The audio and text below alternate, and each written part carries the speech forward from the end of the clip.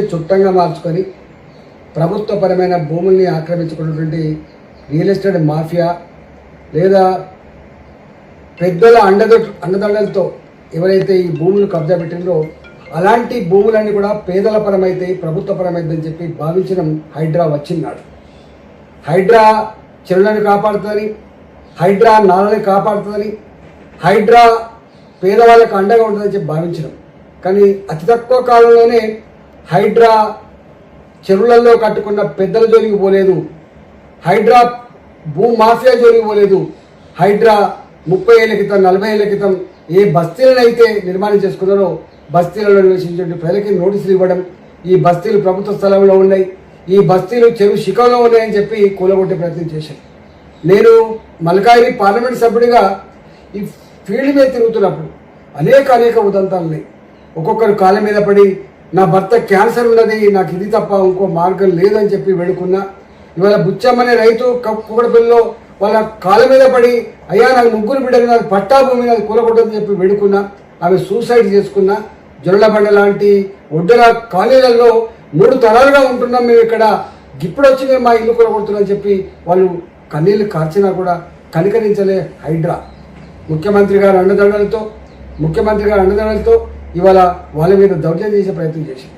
అనేక మార్లు నేను ఫీల్డ్ మీద ప్రజలకు అండగా ఉండి హైడ్రా చెరువులు కాపాడతలేదు, హైడ్రా ప్రభుత్వ భూములు కాపాడతలేదు, హైడ్రా పేదల ఉసురు పోసుకుంటుందని చెప్పినాం, పేదల ఉసురు తగ్గుతారని కూడా చెప్పినాం. ఇవాళ అనేక సార్లు కోర్టు కూడా మందలించింది, నువ్వు చట్టానికి అతీతంగా ప్రవర్తిస్తున్నావు, నీ ఇష్టమైన వ్యవహరించడానికి వీళ్ళు అని చెప్పి ఎన్నిసార్లు వేడుకున్నా కూడా చివరికి ముఖ్యమంత్రే ముందుకొచ్చి హైడ్రా అనే పదం ఇవాళ హిట్లర్ నుంచి తెచ్చుకున్న, అంటే హిట్లర్ వారసత్వంగా తెలంగాణ కొనసాగుతుందని చెప్పి ఆయనే స్వయంగా మాట్లాడిన తర్వాత ఇలా రంగనాథ్ గారికి, హైడ్రాకి, కమిషన్కి ఎంత హక్కులు వస్తాయో దాన్ని బట్టి మనకు అర్థం కావాలి. అంటే రెవెన్యూ డిపార్ట్మెంట్ కంటే, పోలీస్ డిపార్ట్మెంట్ కంటే, మున్సిపల్ అడ్మినిస్ట్రేషన్ డిపార్ట్మెంట్ కంటే ఒక్క మాట చెప్పాలంటే ముఖ్యమంత్రి తర్వాత మళ్ళీ ముఖ్యమంత్రి అంత అధికారం ఉన్నట్టుగా నాకు ఎవరికి చెప్పాల్సి అక్కర్లేదు, ఎవరి మాట వినాల్సి అక్కర్లేదు, కోర్టులు పట్టించుకోవాల్సి అక్కర్లేదు అనే పద్ధతిలో కూడా వారు వివరించిన తీరు అత్యంత జుగుప్సాకరంగా ఉంది. ఇవాళ కోర్టు కూడా అనేక సార్లు నిన్ను జైలు పెట్టాల్సి వస్తుంది, నువ్వు అతీతంగా వివరిస్తున్నావు అని చెప్పి మందలించినప్పటికీ కూడా ఎక్కడ కూడా మార్పు రాలేదు.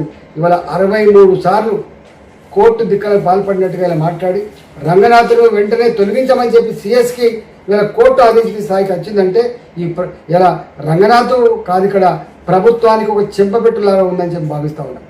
నేను స్వయంగా చూసిన ఇవాళ అనేక మంది పెద్దలకు నోటీసులు ఇచ్చి వాళ్ళకు ప్రభుత్వ అండదండలు ఉంటే వాళ్ళకి ఏమనకుండా కాపాడిన ఉదంతాలు అనేకం ఉన్నాయి. కాబట్టి ఇవాళ చట్టం మరోసారి ఉన్నవాళ్ళ చుట్టమైంది, ఇవాళ పేదవాళ్ళకు మాత్రం ఇవాళ కన్నీళ్ళు మిగిలినాయి. ఇవాళ ఇప్పటికైనా కోర్టు ఇంటర్వ్యూని ఈ పని చేసినందుకు హర్షాన్ని వ్యక్తం చేస్తున్నా. ప్రభుత్వ అధికారులను సూచన చేస్తున్నా, ప్రభుత్వ అధికారులుగా ఐఏఎస్ ఆఫీసర్లుగా, ఐపీఎస్ ఆఫీసర్లుగా మీరు సర్వీస్ 30 సంవత్సరాలు 35 సంవత్సరాలు ఉంటాయి. రాజకీయ పార్టీలుగా ప్రభుత్వాలు 5 ఏళ్ళకి ఒకసారి మారుతూ ఉంటాయి.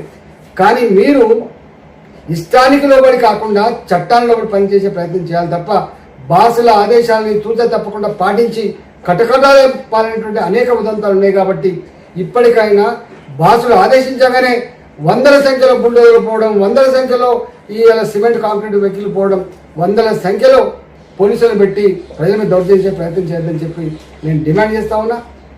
ఇవాళ ఇప్పటికైనా ఈ చర్య జరిగినందుకు గర్విస్తూ ఉన్నా.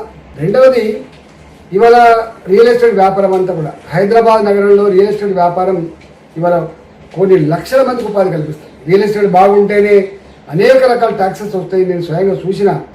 కానీ ఈ హైడ్రా వచ్చిన తర్వాత లేక్ వ్యూ అనే పదం పోయింది, ఈ రివర్ వ్యూ అనే పదం పోయింది.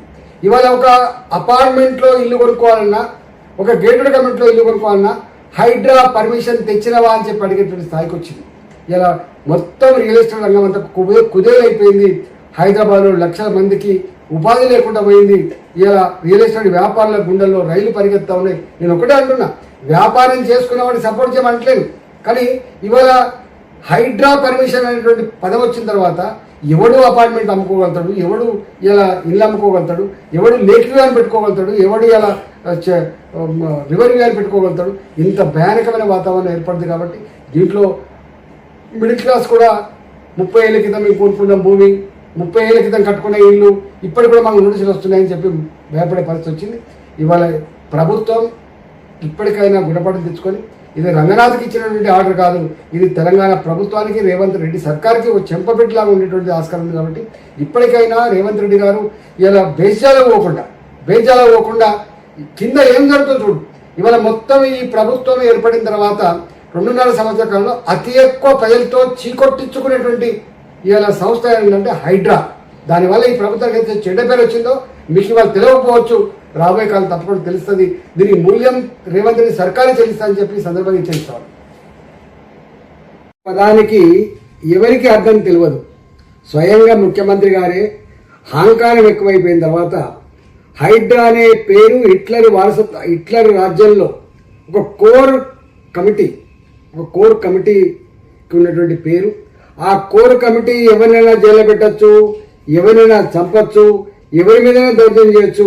అంటే ఒక మాట చెప్పాలంటే దానికి హక్కులతో సంబంధం లేదు. హిట్లర్ కొన్ని వేల మందిని గ్యాస్ పైపులలో పంపించేటువంటి ఒక గట్లాంటి సంస్థ ఇది. ఆ సంస్థని ఈయన ఇన్స్పిరేషన్ తీసుకొని, ఈయన ఆదర్శంగా తీసుకొని ఇలా పెట్టినా అని చెప్పి తనే చెప్తున్నాడు. మనం చెప్పట్లేదు. హైడ్రా అనేటువంటి పదం ఎక్కడి నుంచి వచ్చిందో అని చెప్పి చాలామంది అనుకున్నారు. కానీ హైడ్రా హిట్లర్ రాజ్యంలో ఇంత దుర్మార్గాలకు ఒడిగట్టిన సంస్థ అని చెప్పి మాత్రం ఏమైనా తెలియదు. ఇవాళ అదే పని ఈ రాష్ట్రంలో చేసింది. దాన్ని తప్పకుండా హిట్లర్కి ఏ గతి పట్టిందో ఇలా ఈ సర్కారు కూడా గదే గతి పడుతుందని చెప్పి తెలంగాణ ప్రజానికం శాపనాదాలు పెట్టిండ్రు.